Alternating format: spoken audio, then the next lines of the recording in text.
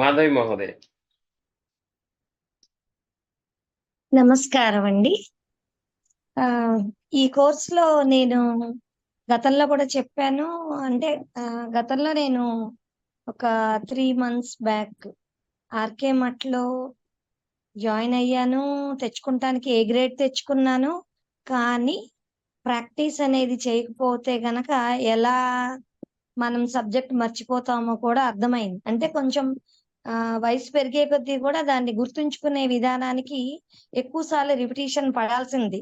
నేనెప్పుడో ఒకప్పుడు school first లేపోతే గనక నేను టీచర్‌ని ఇలా అనుకోని ఒక వయసు దాటిన తర్వాత దాన్ని సాధన చేయకపోతే మాత్రం రాదండి. పాపం ఆ మాస్టర్ గారు చాలా చక్కగా చెప్పారు. ప్రాక్టీస్ సెషన్ పెట్టుకోవాలి అని చెప్పారు. కానీ మేమెవరం కలవలేదు. ఒక మాటలో చెప్పాలంటే పెట్టుకొని కలవలేదు. ఆ అనుభవంతో నేనీసారి మీరు క్లాస్ అనుకోకుండా నాకు లింక్ దొరకగానే నేనప్పుడు నేర్చుకుంది జీరో నాలెడ్జ్ కిందే ఫీలవుతున్నా. అన్నీ మర్చిపోయాను గాబట్టి. మళ్ళీ ఇప్పుడు మొదలుపెట్టి చక్కగా మా ఫ్రెండ్స్ కొంతమందిని కలిపేసుకున్నా నా క్లాస్‌మేట్స్‌ని. ఇప్పుడు రాధ అని, ఉదయ, లక్ష్మి, నాగమణి, సుధ ఇట్లా ఒక 7, 8 మందిని కలుపుకొని విమల గారిని ప్రాక్టీస్ సెషన్ అని పెట్టుకున్నాం మేము. ఈవినింగ్ 4-5:30 దాకా ప్రాక్టీస్ సెషన్ పెట్టుకున్నాం. పెట్టుకొని మీరు ఏ రోజు చెప్పింది ఆ రోజు కొంచెం రిపీటెడ్‌గా ప్రాక్టీస్ చేయటం. మీరు గూడా తెల్లారి ఎవరినడుగుతారో సార్‌కి నేను దొరుకుతానేమో సరదాగా అనుకుంటాం మళ్ళీ. మళ్ళీ నన్నడుగుతారేమో చదవాలి. మళ్ళీ నన్ను లేపడిగితే చెండాలంగుంటది.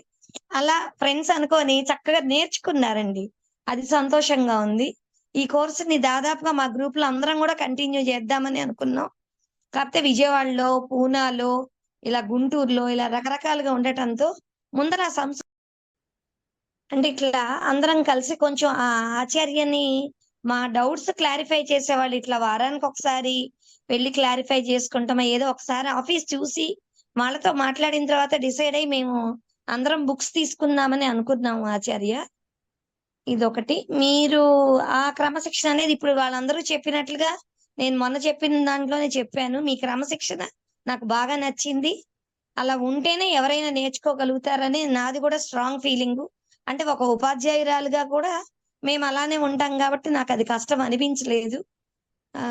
దానికి చాలా నచ్చింది.